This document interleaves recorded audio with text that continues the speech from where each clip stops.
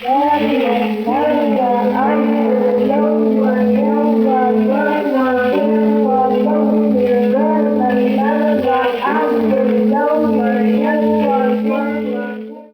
turbūt burdonas ilgą laiką buvo negirdėtas ne tik paprastiems žmonėms, bet ir etnomuzikologai Lietuvoje šio termino visai nevartojo, nes tokio reiškinio tarsi nebuvo. Kasgi yra tas burdonas? Burdonas nusakomas įvairiai, kartais tiesiog sakoma, kad tai yra žemiausiai skambantis vargonų tembras arba senųjų styginių instrumentų, pavyzdžiui, liutnės žemiausia apatinė styga, arba tiesiog žemiausias kažkokio tai instrumento garsas arba balsas, žemiausias vieno garso kartojimas arba tęsimas. Pats žodis, kilęs iš prancūzų kalbos kamanė, reiškia dūzgimą, ūžimą. Turint visas šitas prasmes, tada galima žiūrėti ir į tai, ką mes turime Lietuvoje. Tai visų pirma, žemo balso ūžimo galima aptikti sutartinėse. Na, pavyzdžiui, buvo boba Vilniui arba buvo dėdas Vilniui ir kitokias, kur jau balsai dera nebe sekundomis, o tercijomis, kvartomis, kvintomis. Tiesiog jau čia galima atrasti ir tą homofonišką daugiabalsiškumą. Ir vienas iš apatinių balsų ūžia tiesiog ū. Tūpsės kanapės. Antras. Seniai barzda nupesta, kvaili rūra užkišta. Seniai barzda nupesta, kvaili rūra užkišta. Trečias. Kai sulauksiu vasaros, nugrauš kvailį mašalas. Ketvirtas. Ale visi syki, visi keturi matai syki. Kiekvieną savo melodijų. Įdomu, kad Ukmergės krašte užrašyta tik be melodijų ir keletas tradicinių sutartinių ir turi jos labai keistą komentarą, kad dvi dainuodavo įprastai trijo tatato, kas rūtelai pasėja, ten toliau kas rūtelai nuskynė, o trečia ūždavo ū. Įdomu, kad kai kurios iš šitų sutartinių susijusios su malimu, net ir dainuojama gelažinė melničia. Ir tas ū, matyt, tiesiog imituoja tų rankinių girnų ūžesį. Arba kita tokia yra bernas, merga, abu jauni ir apatinis balsas tiesiog ūžia, akivaizdžiai imituoja tų girnų ūžesį. Tai čia galima būtų prisiminti net Teodoro Lepnerio kažkada Prūsijos lietuvyje aprašyta tokį atvejį, kad moteris sukdamos rankinės girnas dainuodavo ir tas girnų ūžimas būdavo joms tarsi bosinis balsas. Kitas dalykas, kad tas ūžimas galėjo imituoti ir dūdmaišį. Būtent dūdos apatinę tą burdoninę dūdą vadinamąjį ūką ilgiausią. Daugelį tautų manoma, kad dūdmaišis yra tarsi velnio instrumentas. Ir pats ūžimas daugelį tautų buvo suvokiamas kaip kažkoks nežemiškas garsas, nežemiškos būtybės. Ar tai su vėju susijęs, ar su vabzdžių kažkokiu, tai kaip jau minėjau, ten ūžimu, bimbiliavimu, bimbimu. Įdomus labai yra Nybragalio dainavimas su bosavojimu. Aišku, žmonės neįvardina to kaip burdoną, tačiau muzikiniu požiūriu, vertinant šį reiškinį, iš tikrųjų tas bosavimas vienu garsu visą laiką jis ir būtų vadinamas burdonu. Kai pasiaugėjo, vaikščioti pradėjo, aš norėjau į stainelį žirgelio žiūrėti. Šiuo atveju yra pritariama subkvarta. Tai yra apačioje visą laiką skamba subkvarta ir ji dažnai yra per oktavą su aukštutiniu pirmo balso garsu.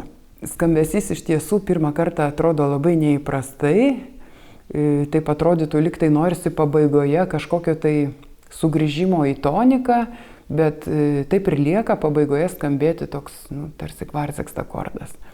Bet šita tradicija yra, kaip vietinės dainininkės sako, jau ilgaamžė, jų mamos, jų bobutės šitaip dainavusios. Mes klausėm, gal kartais vargonininkas išmokė koks nors, ne, sakė, čia taip nuo seno buvo dainuojama ir jos labai didžiuojasi savo vietinę tradiciją. Ir dar prisiminė, kad kažkada čia būta ir 4 balso. Sako, kad 4 balsas tranuodavo. Bandėm išsiaiškinti, kaip ten tranuodavo, tai tik sugebėjo pasakyti, kad dar žemiau už tą bosavimą. Bet įdomiausia čia yra pats tas terminas tranuoti. Kas yra tas tranuotojas? Tai tranuoti tai reiškia vilkti, tempti, sunkiai vilkti. Arba galima sieti su tranu, tai yra bičių patinu, tuo, kuris nieko nedirba, veltėdis, kaip sakant. Tai daug tų visokių čia asociacijų, bet įdomiausia, kad tas tranas sutampa su tuo prancūziškuoju burdon kamanė. Žodžiu, įvaizdis labai panašus tiek kažkada vakarų Europoje, tiek mažame Lietuvos Nibragalio kaime. Galimi dar kitokie burdonavimo atvejai. Minėjau, kad dažniausiai tai yra apatinis, žemiausias garsas. Tačiau, pavyzdžiui, Šuminų kaime, Utenos rajone, buvo užrašytas 20 amžiaus viduryje, jau į pabaigą labiau, dainavimas, kada viena iš dainininkių dainuoja irgi vienu garsu, tiesiog pritarė, tik ne apačioje, o viršuje susidaro vadinamasis diskantinis burdonas. Tai yra jau retesnis Lietuvoje atvejis, bet tokių dainų padainavo jos keletą ir tai labai irgi savitai įdomiai skamba. Tam tikrų burdoninio dainavimo atvejų esama ir kitur. Tiesa, kartais burdonų galima laikyti ir nebūtinai pritarimą vienu garsu. Tai gali būti kartais panašu kaip bosavojimas, žodžiu, tonika, iš apačios dominantė, vėl sugrįžtama toks lyg bosavojimas, lyg ir, sakytumėm, kintamas ar figuratyvinis burdonas. Tai tokių esama ir Aukštaitijoje, ir Žemaitijoje galima atrasti. Dar Žemaitijoje teko užrašyti labai įdomų dainavimo būdą, vadinamasias užtinės dainas. Tos dainos yra sudarytos iš tam tikrų intonacijų ir antrieji balsai nedainuodavo jokio teksto, jie tik tai uždavo. Žodžiu, įstodavo taip ho, ho, ho, ho, ir žodžiu, nereikėjo jiems mokėti teksto. Tai toks irgi įdomus labai reiškinys, atrastas visiškai 20 amžiaus, jau galima sakyti, pabaigoje. Vėlgi visiškai šviežias etnomuzikologams atradimas, tai yra burdonas Dzūkijoje. Staiga buvo Lietuvių literatūros ir tautosakos instituto išleistas leidinys, pasinaudojant Berlyno fonogramos archyvo įrašais. Tai yra 1909 metų Eduardo Volterio įrašai vėlenėliuose, fonografo vėlenėliuose. Ir nuostabiausia buvo tai, kad būtent Dzūkijoje yra burdoninio dainavimo ryškaus. Ir pats didžiausias nuostabumas yra tai, kad tas burdonas pridedamas ne tik prie vėlyvesnių dainų, bet girdime ir Rugiapjūtės dainose. Tai yra viena iš pačių populiariausių Dzūkijoje melodijų. Vaikštinėjo tėvulis arba Lydų laidų saulala, kvartinės apimties, kur girdim, kad skamba burdonas ir tas burdonas išlaikomas iki pat melodijos pabaigos, o kadangi melodija baigiama ne tonika, o antruoju balsu, antruoju laipsniu, tai pabaigoje net suskamba aštri sekunda.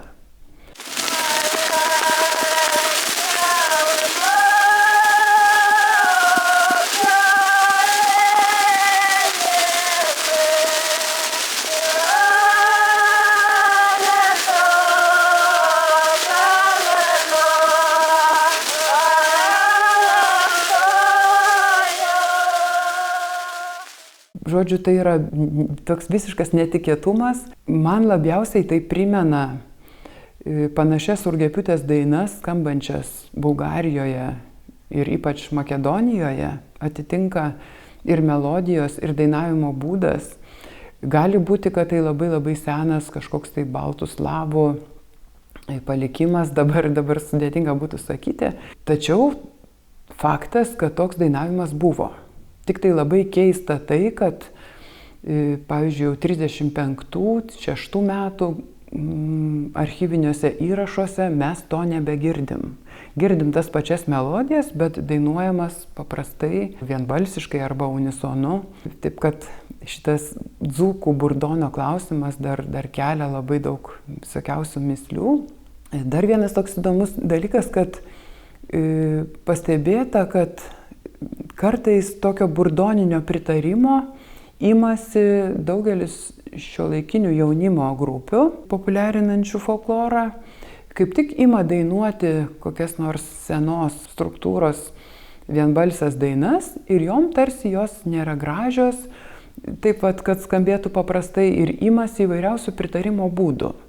Ir vienas iš jų liktai ir yra panašus į tokį burdoną, tik tai jis yra kintamas, dažniausiai dar atsiranda kažkokie žingsniai dar žemyn, tačiau pasirodo, kad tos grupės labai toli nenuklydo, kad liktai iš dalies ir įtaikė į Dzūkijoje kažkada gyvavusi tokį reiškinį, bet aišku, kad geriau tada būtų susirasti tų tikrųjų archyvinių įrašų ir nusiklausyti, kaip iš tiesų skambėjo, kokioms dainoms tai būdinga, kokioms melodijoms ir galbūt tada pritaikyti savo kūrybiniams ieškojimams.